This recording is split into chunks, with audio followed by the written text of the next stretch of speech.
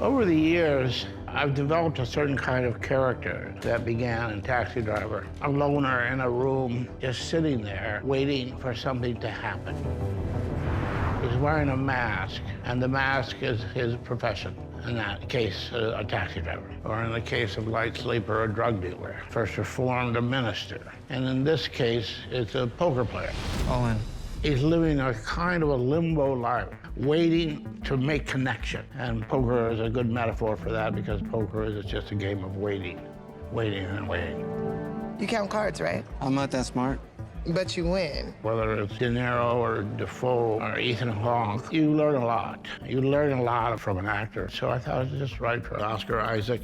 There's a certain intensity in him, a certain look, sort of blankness that you can read things into. His writing, it doesn't just reveal itself, it doesn't explain itself. You really have to engage with the material. You have to recognize that he's written space for thought and for subtext and for subconscious, and something we talked a lot about with this character. He doesn't know how to be in the world, and so has really shut off, and he's suddenly afforded an opportunity to re-engage with the world. You need someone to stake you? You run a stable. I'm always looking for a good thoroughbred. What I love about Oscar is he knows how to be still and yet tell you everything without saying anything. I'm still learning how to do that. I'm too old for this. Bye. Bye. That's what I was learning from Oscar, how to be still, be present, and still be able to communicate. That was beautiful to watch. It was a kind of a learning experience for Tiffany, and it's a learning experience that she desired because she had never done a straight role. Now, I had worked with comics before, and comics have to be retrained. He showed me how to be me without being me super big, and that was pleasant. Tiffany Haddish, she's the kind of person where you can imagine people like quitting their jobs and leaving their families, just following her to be around her because of the amount of life that she sheds and gives out to everybody. And I just found her to be so warm and so vital, and I think she's fantastic in the role. You have to be the strangest poker player I ever met. Oh, you have no idea. Oscar, he was doing all this prestidigitation with the cards, doing all these tricks and stuff, and like flipping them and cutting the deck, and then like the way he was shuffling, I was like, okay, Oscar, did you take a class? He's like, well, I have a someone who's showing me things. I was like, okay, that's what's up. How'd you do that?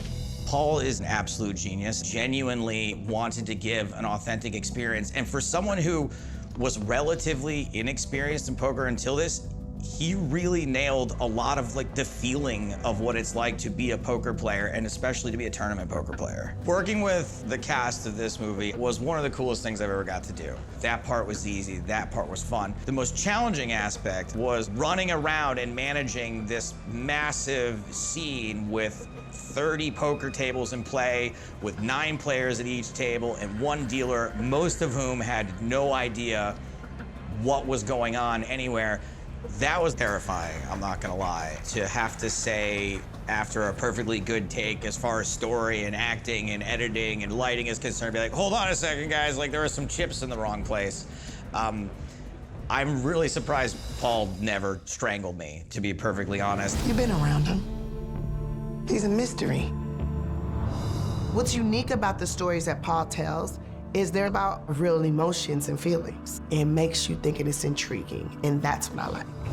It doesn't matter to me if you did something bad in your past. The thing with Paul's movies is that there's so much depth in them, and yet they're constructed in such a way where they don't tell you what to feel, they don't tell you what you're supposed to think or what you're supposed to feel. He investigates trauma in a very interesting way. I think he's done that throughout his career. That investigation, I think, is fascinating. Nothing can justify what we did. And to have been someone that can contribute to that vision that he has, it's just been like one of the greatest honors of my time in movies so far, to embody one of his characters.